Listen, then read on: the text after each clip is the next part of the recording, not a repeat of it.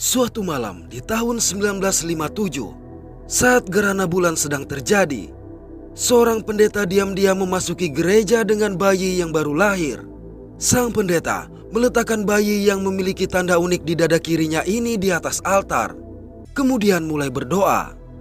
Segera setelah selesai berdoa, ia mengeluarkan belati dan mengangkatnya di atas si bayi, seraya menyebut bayi itu sebagai benih jahat. Namun bersamaan dengan itu, sayang sang pendeta tidak mengindahkan perintah polisi untuk menjatuhkan belatinya. Pendeta bahkan mengklaim bahwa polisi tidak mengerti apa yang dia lakukan. Dikarenakan tidak memiliki pilihan, terpaksa para polisi harus menghabisi pendeta tersebut dan bergegas menyelamatkan bayi malang itu. Jadi inilah dongeng dari film yang berjudul Hellhole 2022. 30 tahun kemudian, tampak sebuah bus yang menurunkan seorang pria di pinggir jalan sepi. Pria bernama Marek ini mengeluarkan sebuah peta sebelum akhirnya melanjutkan perjalanan. Selang beberapa saat ia sampai ke sebuah gereja. Di sana Marek yang dikenal sebagai pendeta dan pengusir setan ini langsung disambut oleh seorang kepala gereja yang ternyata sudah menunggunya.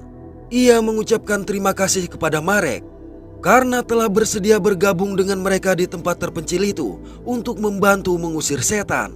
Dia juga menjelaskan bahwa tempat itu sebenarnya adalah sanatorium, yaitu tempat penyembuhan bagi orang-orang yang berada di bawah pengaruh iblis. Selain itu, para pendeta di dalam sanatorium juga menyebut diri mereka sebagai biksu dalam persaudaraan dan tinggal bersama di sanatorium tersebut.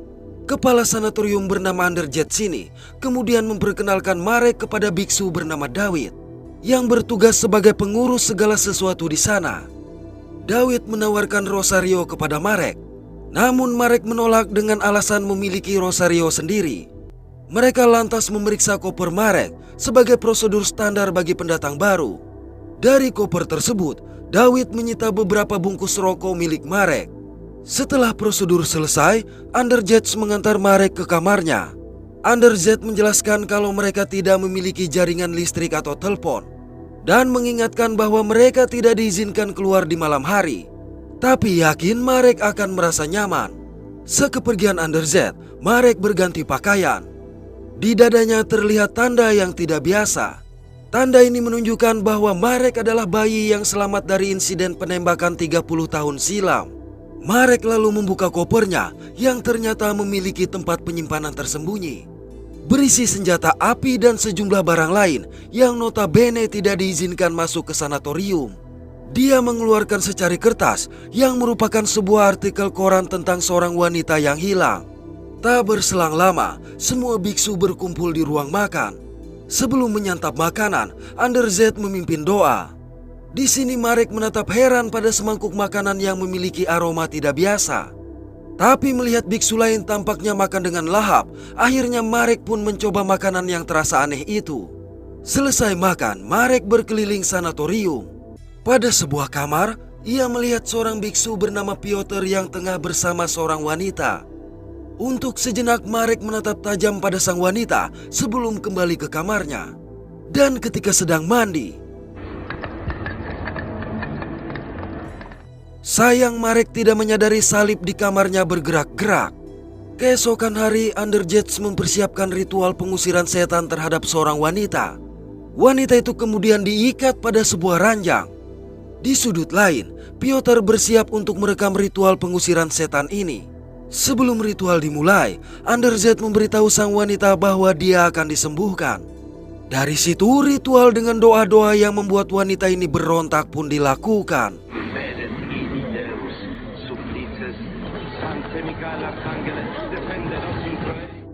Ketika Anderjet memegang salib, sang wanita menjerit dan menyebabkan salib itu terbakar. Setelah ritual pengusiran setan yang sangat menegangkan tadi, Marek kembali ke kamarnya untuk mencuci muka. Namun tanpa diduga, manakala Marek masih heran menatap cermin yang tiba-tiba retak, bersamaan dengan itu pula pintu lemari terbuka dengan sendirinya. Akibat hal ini, Marek memutuskan keluar dari kamar. Dia berjalan menyusuri lorong dan menemukan sebuah pintu misterius.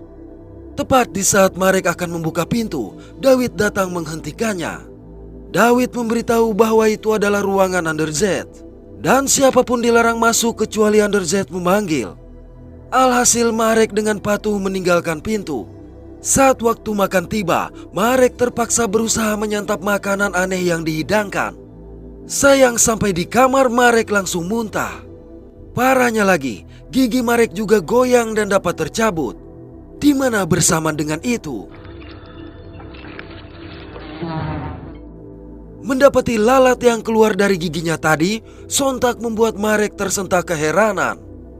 Pada malam hari, secara diam-diam Marek membobol pintu ruangan Underz menggunakan logam runcing kecil dari salib rosarionya. Begitu berhasil masuk, dengan rasa penasaran dia memeriksa isi ruangan sampai menemukan sebuah lukisan aneh. Ketika disentuh, ternyata lukisan itu adalah pintu menuju ruangan yang berisi sejumlah kaset rekaman. Marek kemudian mencoba memutar sebuah kaset yang menunjukkan rekaman video ritual pengusiran setan terhadap wanita sebelumnya. Dari video itu Marek merasa ada yang aneh, jadi memutuskan kembali ke tempat ritual. Rasa penasaran Marek mulai terjawab tatkala ia menemukan 2 buah papan di lantai yang membuat tempat tidur bergerak saat diinjak. Tak jauh dari situ, Marek pun menemukan sebuah tuas tersembunyi yang rupanya berfungsi untuk menyalakan kipas angin, sehingga membuat proses ritual benar-benar bernuansa mistis. Lalu dari salib yang digunakan untuk proses ritual, Marek menemukan tombol yang dapat menyalakan api. Dengan begini Marek menyimpulkan ritual pengusiran setan hanyalah sebuah atraksi. Saat kembali ke kamarnya, Marek menyimpan salib yang tergantung di dinding ke dalam laci. Keesokan hari, Underz mengumpulkan para biksu pada sebuah acara pertobatan. Dia memanggil Marek ke mimbar untuk memimpin doa dalam bahasa Latin. Sayang Marek hanya dapat mengucapkan beberapa kata acak dalam bahasa Latin dengan terbata-bata. Akibat hal ini, Underz langsung menghentikannya dan meminta Piotr untuk melanjutkan. Saat waktu makan kembali tiba, Marek dengan sangat enggan menyuap makanannya. Bahkan pada suapan pertama Marek menemukan gumpalan rambut manusia yang sontak membuatnya mual. Dan ketika kembali ke kamar, Marek sempat terdiam melihat salib yang sudah ia letakkan ke laci kembali tergantung di dinding. Menyadari hal yang semakin tidak beres, maka Marek mengambil senjata dan membakar artikel surat kabar tentang wanita yang hilang. Ia lalu memutuskan untuk pergi. Malang pintu keluar sudah dihalangi oleh gerbang yang terkunci. Kemudian dari sebuah jendela, Marek melihat sejumlah biksu sedang menutup liang kubur yang berisi peti mati. Mengira orang yang ada di dalam peti mati adalah wanita kerasukan, maka Marek mencoba mendatangi kamar wanita tersebut dan menemukan kamar sudah kosong. Sejurus kemudian, Piotr muncul di belakang Marek dan memintanya datang ke ruang pengakuan dosa. Sampai di sana Piotr memperingatkan bahwa setiap langkah Marek diawasi dan mereka tahu Marek sedang mencari sesuatu. Jadi akan sangat berbahaya baginya jika terus menjelajahi sanatorium. Piotr juga berkata pernah mencoba melarikan diri, namun justru mendapat hukuman yang brutal sehingga tidak ingin hal itu terjadi juga pada Marek. Mendengarnya Marek mengungkapkan dirinya bukanlah seorang pendeta atau pengusir setan, melainkan seorang perwira polisi yang menyamar untuk menyelidiki kasus 8 orang wanita yang hilang di daerah itu. Menurut petunjuk yang pihak kepolisian terima dari seseorang tanpa nama, para wanita dibawa ke sanatorium akibat kerasukan, tetapi tidak pernah keluar lagi. Hanya saja pihak kepolisian tidak dapat menggunakan cara investigasi biasa lantaran enggan terlibat dengan urusan gereja setelah insiden penembakan pendeta 30 tahun silam. Sebagai tanggapan, Piotr mengakui bahwa ritual pengusiran setan memang dilakukan untuk mendapat dana dari Vatikan. Setelah pembicaraan itu, Marek kembali ke kamarnya dan memeriksa seluruh isi ruangan karena khawatir terdapat alat pengawas. Dari balik sebuah lemari yang digesernya, Marek menemukan lubang dengan cairan hitam. Ia secara perlahan memasukkan tangannya ke dalam lubang. Ketika menemukan benda aneh yang terbuat dari bola mata dan tulang kecil, bersamaan dengan itu pula Marek memuntahkan cairan hitam. Yang lebih menakutkan lagi, bola mata tadi melirik ke arah Marek. Tak lama setelah itu, terdengar suara dari pintu di belakang Marek. Dan saat kembali menoleh, tiba-tiba Namun sosok mengerikan tadi dalam sekejap langsung menghilang. Akibatnya Marek pun segera menghancurkan bola mata aneh tadi. Saat tengah malam, Marek memutuskan keluar dari kamarnya. Ia menyelinap menuju ke kompleks kuburan dan mulai menggali kuburan yang baru ditutup sebelumnya. Cukup lama menggali, Marek akhirnya berhasil mengeluarkan peti dari dalam lubang. Tapi ia menemukan peti tersebut kosong. Bersamaan dengan itu, begitu siuman, Marek mendapati dirinya terikat di atas ranjang. Semua barang miliknya pun telah ditemukan. David yang tadi membekapnya ditugaskan untuk mengawasi. Selang beberapa saat, Anderzet datang dengan 4 porsi makanan. Anderzet mengungkapkan kekecewaannya atas sikap Marek yang tidak mau bekerja sama. Mereka selanjutnya mencekoki Marek dengan 4 porsi makanan tadi. Usaha Marek untuk melawan hanya sia-sia karena dia akhirnya kehilangan kesadaran. Pada tengah malam, Marek kembali siuman. Melihat David yang tertidur, maka kesempatan ini Marek gunakan untuk melepaskan diri. Tapi di tengah usahanya David terbangun sehingga pertarungan tidak dapat dihindari.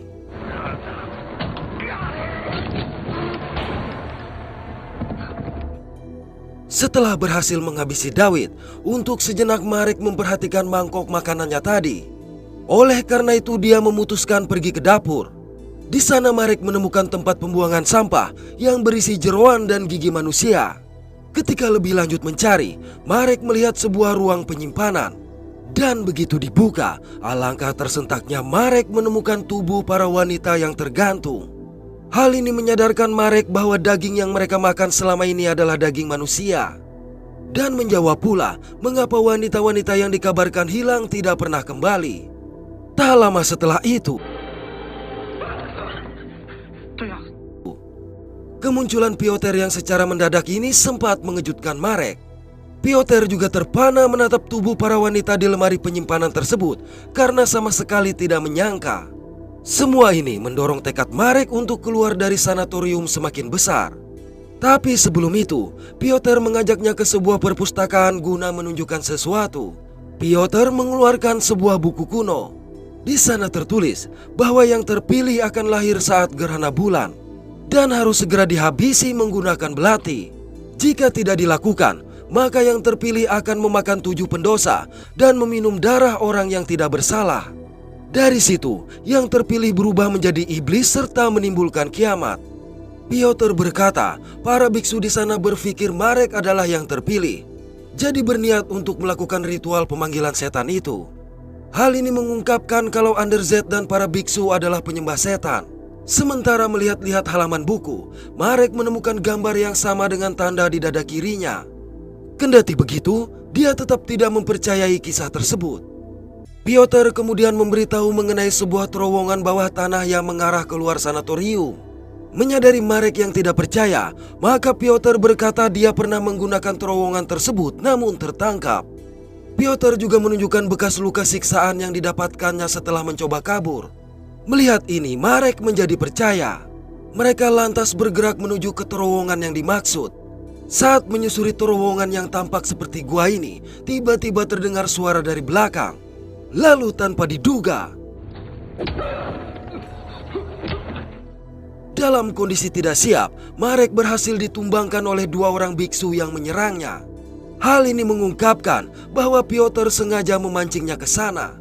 Selang beberapa waktu, Marek siuman dalam kondisi terikat pada sebuah tiang kayu. Anderzet dan para biksu juga sudah berkumpul dengan mengenakan jubah merah. Anderzet mengungkapkan bahwa dia sengaja mengajak Marek ke sanatorium. Dan pesan tanpa nama yang diterima oleh kepolisian sebenarnya berasal darinya. Dia juga menyogok pimpinan polisi agar menugaskan Marek ke sana. Anderzet dan para biksu mengaku percaya bahwa Tuhan dan iblis duduk berdampingan dan saling memahami. Menurut mereka, yang jahat bukanlah iblis melainkan manusia, sehingga pada gilirannya manusia pantas menerima hukuman. Mereka pun percaya kalau sumur yang ada di sana adalah pintu gerbang neraka. Hal ini juga yang mendasari dibangunnya sanatorium di lokasi tersebut. Selama 800 tahun, sekte mereka menantikan kelahiran yang terpilih. Setelah ritual selesai, iblis akan muncul dari sumur dan masuk ke tubuh Marek untuk menguasai dunia. Ucapan ini menyiratkan bahwa pendeta yang akan menghabisi Marek 30 tahun silam sebenarnya memiliki niat baik untuk menghentikan sekte mereka. Mereka berikutnya membawa masuk seorang wanita dan langsung menghabisinya tepat di hadapan Marek seraya menampung darahnya. Masing-masing biksu secara bergiliran menyesap darah sang wanita dari mangkuk penampungan dan dengan paksa menuangkan cairan itu ke mulut Marek. Selanjutnya mantra pemanggilan iblis pun dilakukan. Veni ad nos Domine. Namun setelah merapal mantra, ternyata tidak ada apapun yang keluar dari dalam sumur dan membuat Marek tertawa. Menurut Anderzet, mereka telah menculik 8 orang wanita sesuai petunjuk. 7 diantaranya yang dianggap sebagai pendosa telah mereka makan. Sedangkan 1 wanita terakhir yang dianggap tidak berdosa tadi juga telah mereka minum darahnya. Hanya saja, Piotr berasumsi mereka salah dalam menafsirkan isi tulisan kuno tersebut. Menyadari ritual itu gagal, maka dengan berat hati Piotr mengakui kesalahan di hadapan para biksu dan meminta mereka kembali ke kamar masing-masing serta menganggap tidak pernah terjadi apa-apa. Mendengar itu, sebagian dari biksu khawatir pihak kepolisian akan datang mencari Marek. Oleh karenanya Piotr mendekati Marek dan meminta maaf. Lalu secara mengejutkan, sesaat setelah menghujamkan belatinya, Piotr memerintahkan para biksu membuang tubuh Marek ke dalam sumur. Dalam merasa tidak puas atas kegagalan ritual, Anderzet melampiaskan diri dengan menenggak minuman keras. Sementara itu, salib di ruangannya berputar hingga terbalik dengan sendirinya. Tapi di bawah pengaruh alkohol, Anderzet tidak menyadarinya. Selang beberapa waktu, Piotr masuk dan mendapati Anderzet dalam keadaan kobam. Piotr mencoba memapahnya ke tempat tidur. Dan begitu Anderzet mulai tertidur tanpa diduga. Setelah menghabisi Anderzet, tampak Piotr yang menarik nafas lega. Keesokan hari, sejumlah biksu membakar sisa-sisa tubuh para wanita di kompleks pemakaman. Dan ketika kegiatan tersebut masih berlangsung, Piotr memanggil mereka berkumpul di ruang Anderzet. Pada momen ini, Piotr mengaku menemukan Anderzet sudah tergeletak. Dia bahkan berpura-pura menjadi orang yang paling berduka atas kematian Anderzet tersebut. Dengan begitu, maka Piotr yang merupakan wakil dari Anderzet sekarang diangkat sebagai kepala sanatorium. Beralih ke sumur, Marek yang dibuang ke dasar sumur tadi rupanya masih hidup meski terluka parah. Lantas dengan bersusah payah Marek berusaha bangkit, di mana tiba-tiba tubuhnya yang bergetar hebat pun tampak mulai melepuh dan berubah wujud. Pada waktu yang sama di dalam sanatorium, Piotr dan para biksu membacakan doa untuk ketenangan jiwa Anderzet. Tapi di tengah pembacaan doa, Piotr mendadak gemetar dan kehilangan kendali atas tubuhnya. Tak lama setelah itu, menyaksikan tubuh Piotr yang melayang dan membentangkan tangan layaknya sedang disalib, para biksu hanya bisa menatap keheranan.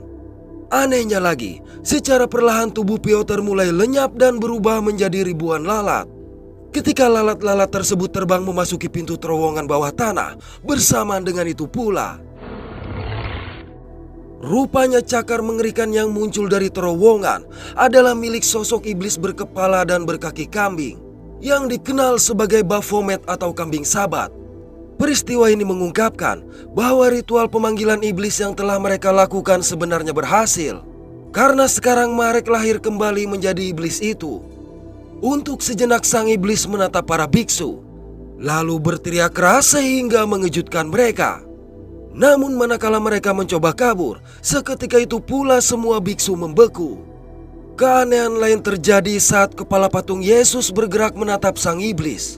Iblis ini lalu menirukan pose patung Yesus yang disalib, di mana pada saat itu para biksu melayang dan mengikuti pose salib terbalik.